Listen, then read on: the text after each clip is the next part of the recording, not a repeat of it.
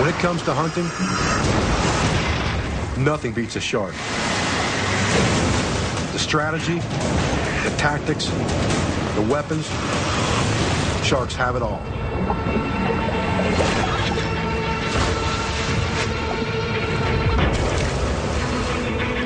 I'm Cody Lundeen. I'm Dave Canterbury. Over the next hour, we'll explore how these beautiful creatures have been sharpening their skills and honing their abilities to make the kill. We're going to break down the two deadliest hunters in the ocean, the tiger shark and the great white. We'll discover the skills and techniques these animals have developed to become the ocean's #1 predator. Using cutting-edge technology and ultra-slow motion photography, we're going to try to capture how sharks hunt.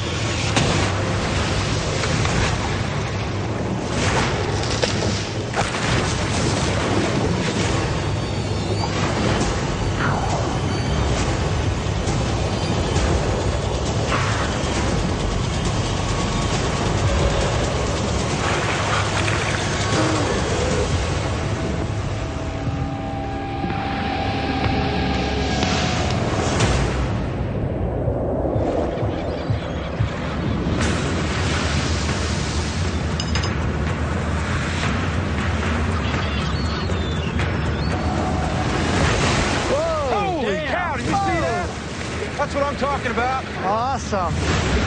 The great white shark is the most perfect hunter the world has ever known. For 400 million years, they've been perfecting the art of the predator, sharpening their teeth and their senses, streamlining their form, and perfecting the kill.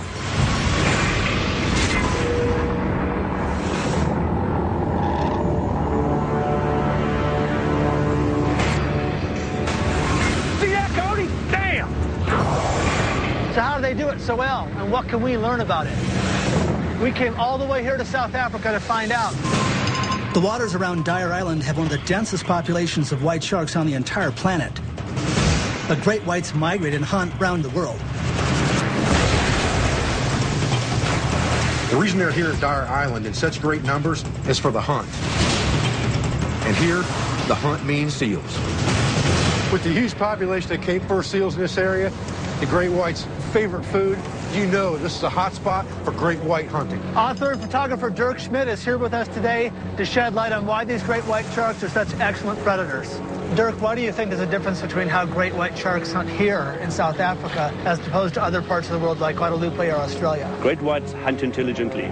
They are able to assimilate the situation that they're hunting in, their light conditions, their visibility, the type of prey they're hunting as well, and they adapt their hunting strategy.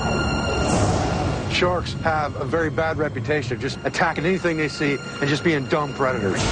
But what you're saying is these sharks are actually very smart in the way they attack, and they understand what works and what doesn't. Absolutely, Dave. I photographed a shark in 2008 and in 2010, and it performed a very spectacular aerial breach.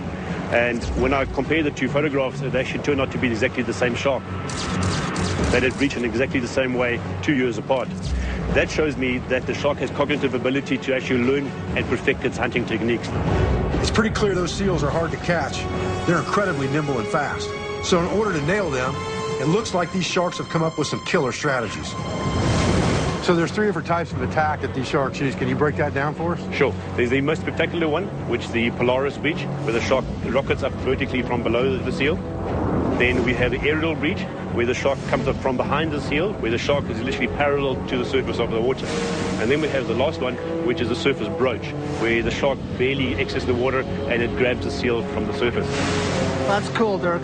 Now we're going to throw this seal decoy over the side and tow it a few miles per hour. And what we want to do is attempt to get all 3 of the different attack styles that Dirk has explained to us. To get the jump on these seals, white sharks stalk them from below and behind. When they attack, they can reach speeds up to 40 miles an hour.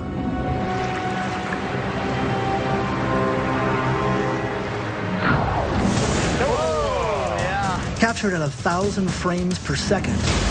This great white makes a surface broach or lunge where it attacks the seal from behind and barely leaves the water. This hunting style works best in shallow waters where there's less room to accelerate. Man, conditions look great. Let's do it again.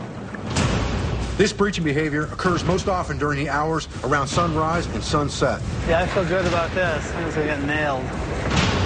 The low angle of light creates low visibility at depth. From the surface, the seal can't see the shark coming until it's too late.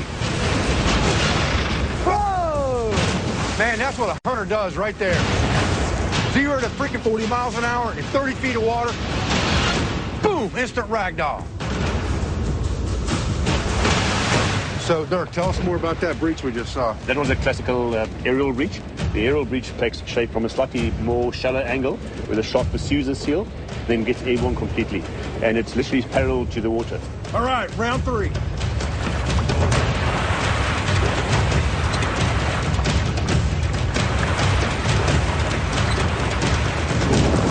Oh, man. What a breach. That was freaking What a breach. Holy cow. This is our second aerial breach of the day. The shark breaks the surface of the water with a precise kill shot at about mid-body on the seal. The force of the impact when the great white hits the seal could be enough to kill it, if the bite hasn't already. Real good aerial breach. Man. Wow. Nice and sideways. Clear the water beautifully. That was awesome. Whoa, damn. The aerial breach is the most common form of breaching in the waters near Dyer Island. This breaching activity was first documented here at Dyer Island in 2009.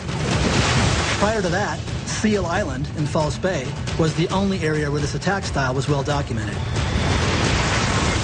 There, the most common form of breaching is called the Polaris attack, where the shark launches itself out of the water at almost a 90-degree angle. The vertical angle of this attack is thought to be made possible by the sharp drop-off of the ocean floor there, more than 60 feet, which gives them room to accelerate.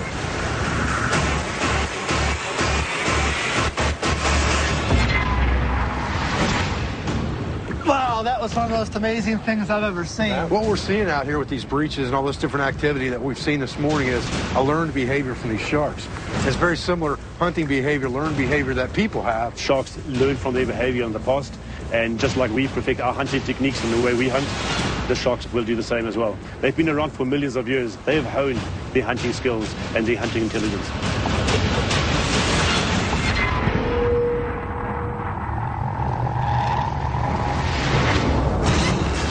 Hey guys, we're coming in from the left. Wow. We've seen the incredible breaching behavior of these great white sharks. Here come the sharks. But now we want to take things to a little bit more personal level and try to identify them as individual predators. Whoa, awesome. Dirk, can you actually identify individual sharks by their markings? Absolutely, Dave. Similar to human beings, great whites are all individuals. They have different markings. They have different patterns around their bodies, and therefore the identification patterns are unique. Like fingerprint on a human. Every single shark is different. As you can see, we're getting a lot of shark activity near the boat. We want to film as many sharks as possible to identify different individuals, but we don't want to come shark kibble in the process. So we're going to use a little protection, these cages down here. Then I'm going to try to hand feed these sharks one of these nice fat tuna. Hopefully this will bring the sharks right up to the cage so I can catch everything in maximum detail. Our goal is to identify and fingerprint as many sharks as possible. Then we're going to cross-reference the sharks we see with the breaching footage we have to try to analyze the attack style of each individual shark. Let's do it.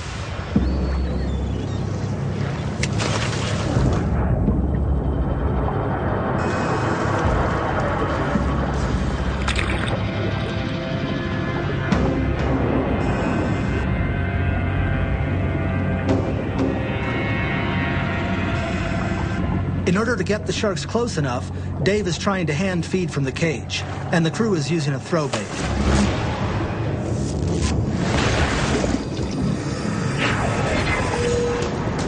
Our first player lunged at the throw bait and came right up to the cage.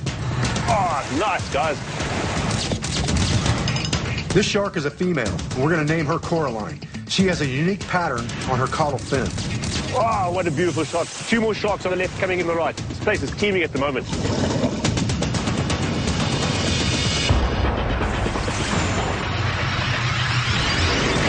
This female misses the throw bait, but swims right up to the cage to check us out. We're naming her Two-Bit. This shark has 2 distinct notches on the top of its dorsal fin. Shark coming in deep from the right-hand side. This shark approaches the bait vertically. What a shock! And she does it the same way each time. We're calling her split fin because she has a small separation at the end of her pectoral fin.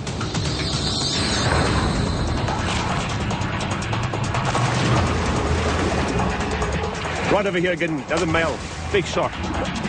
This male shark passes right by the tuna. He's more interested in the cage.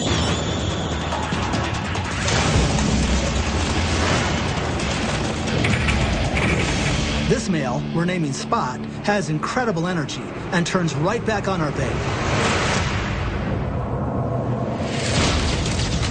Spot is a massive shark, and he has 2 large black marks on his belly.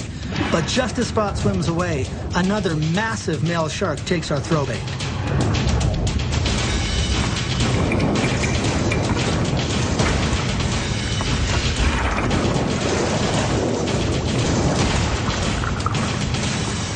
I think that was our cue to get out of the cage.